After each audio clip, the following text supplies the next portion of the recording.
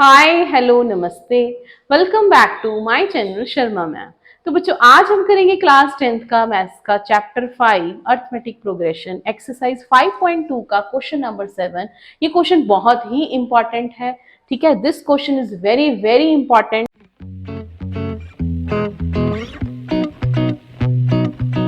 तो इस क्वेश्चन में हम फाइंड क्या करने वाले हैं, हमें यहाँ पर दिया हुआ है 11th term of an AP is 38 and 16th term of an AP is 73. Find 31st term. 31st term इस AP की हमने फाइंड करनी है। तो A11 हमें दिया हुआ है 38 एंड A16 दिया हुआ है 73। तो इन दोनों टर्म्स को यूज करके बेटा हम फाइंड करने वाले हैं A एंड D। और अगर आपको ए और डी पता है then you can write the full AP series. आप एपी सीरीज बता सकते हो। एंड अब हमसे ये पूछा है कि 31st टर्म पे कौन सा नंबर है, तो मीन्स हमें एन भी गिवन है दैट इज 31। तो सबसे पहले इन दोनों को सॉल्व कर लेते हैं। A11 इज इक्वल टू 38, तो वो आ जाएगा A plus 10D and A16 is 73, तो A प्लस 15D इज 73। तो इनको एलिमिनेशन मेथड से सॉल्व कर लेते हैं। सब्ट्रैक्ट करके यहाँ आ जाएगा -5D और 38 को जब हम सब्ट्रैक्ट करेंगे इससे 73 से, तो ये हमारे पास आ जाएगा 35 ऑफ नेगेटिव साइन। ठीक है, तो D आ गया हमारे पास 7, नेगेटिव नेगेटिव कैंसिल हो जाएगा। अब हम A फाइंड कर लेते हैं। किसी भी इक्वेशन में आप D की वैल्यू डाल दो, you will get their value of A। तो यहाँ पर हमने D की वैल्यू यहाँ डाल दी है इन इक्वेशन नंबर 1। तो ये 70 से हम इसको सब्ट्रैक्ट कर देते हैं। 38 माइनस 70, तो 70 से जब सब्ट्रैक्ट करेंगे तो यहाँ हमारे पास आ जाएगा 32। ठीक है, तो A is 32 of negative sign. अब इसके बाद A भी है, D भी है, N भी है। We can find A31, A plus 30D। तो A की वैल्यू है हमारी -32, D is 7, so this is -32 plus 210। तो 210 में से हमने 32 को सब्ट्रैक्ट करना है, तो यहाँ पर हमारे पास आ जाएगा positive 178. This is A31. This is the question of number 7 of exercise 5.2. So next is question number 8. An AP consists of 50 terms. एक AP में 50 terms हैं, means N is 50. N हमें given है, which third term is 12, means A3 is 12. बेटा सबसे पहला step यही है, स्टेटमेंट पढ़ो, साथ ही साथ जो गिवन है वो लिखते चलो।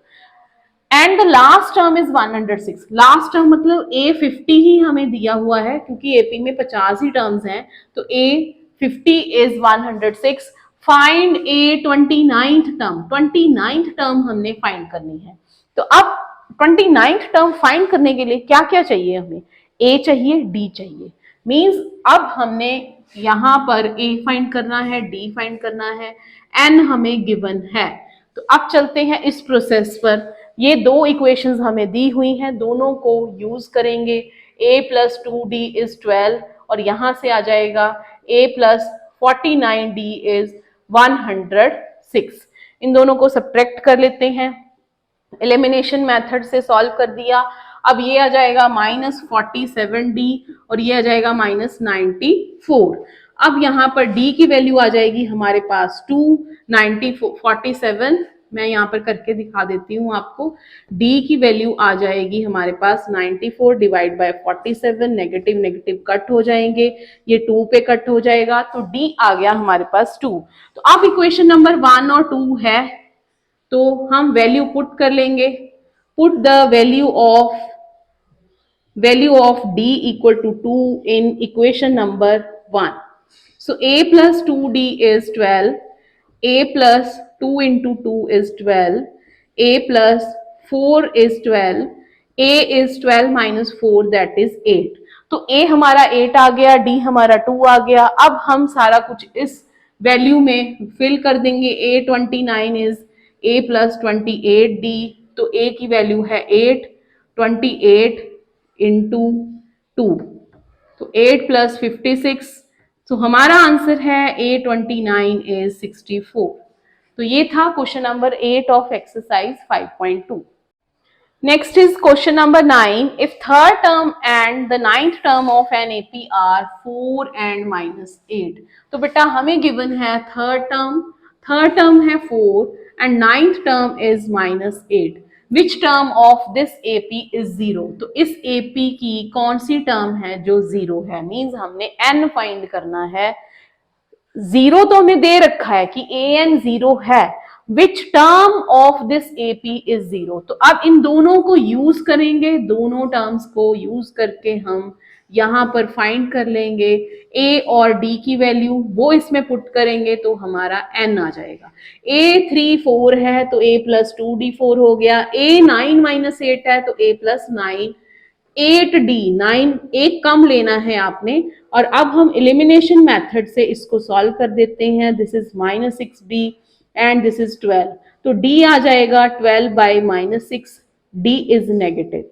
तो अगर डिक्रीजिंग सीरीज है, डिक्रीजिंग एपी है तो d नेगेटिव ही होगा, तभी तो वो 0 बनेगा और नेगेटिव में टर्म्स आएंगी। अब a की वैल्यू भी फाइंड कर लेते हैं। a plus 2d is 4, a plus 2 into -2 is 4, तो a माइनस 4 इज 4, 2 2 जा 4 हो गया, तो ये आ गया 4 प्लस 4 8। a की वैल्यू आ गई 8, तो a plus n minus 1 into D is 0। a है हमारा 8, d है n माइनस 1, d है हमारा -2 इक्वल टू 0। इसी को सॉल्व करेंगे और n की वैल्यू फाइंड कर लेंगे। -8 बाई -2, ये 2 डिनोमिनेटर में चला गया, ये उधर जाकर नेगेटिव हो गया। अब यहां पर आ गया ये 4, तो n आ गया 4 प्लस 1 इज 5।